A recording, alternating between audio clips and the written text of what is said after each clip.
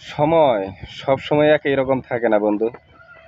সময় পরিবর্তন হবে, এটাই স্বাভাবিক। আজকে আপনারা আমাকে অবহেলা করতেছেন, একদিন এমন সময় আসবে, আমি আল্লাহর উপরে ভরসা করে বলতে পারি সেদিন আপনারাই আমাকে ফলো করবেন। এখন আমি নতুন, অনেক কিছু বুঝি না, অনেক কিছু বলতে পারি না, তারপরে আবার কর্মব্যস্ততায় থাকি সব সময়। মানে কাজের চাপে হয়তো অনেক সময় যায়, দেখা যাচ্ছে যে ভালো ভালো কোনো কিছু উপহার দিতে পারতেছি না আপনাদেরকে।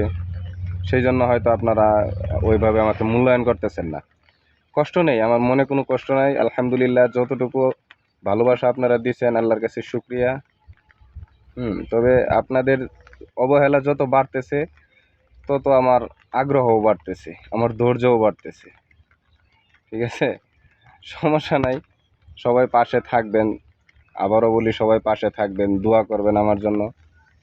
হুম, একটা স্বপ্ন নিয়ে আসছি, একটা আশা নিয়ে আসছি, যেন আল্লাহ পাক আমার মনের ইচ্ছা পূরণ করে, আমি যেন সাকসেস হইতে পারি। হ্যাঁ, সবার কাছে সহযোগিতা চাই, সবার কাছে দোয়াও চাই। হুম এই আর কি। ভালো থাকবেন সবাই। আল্লাহ হাফেজ।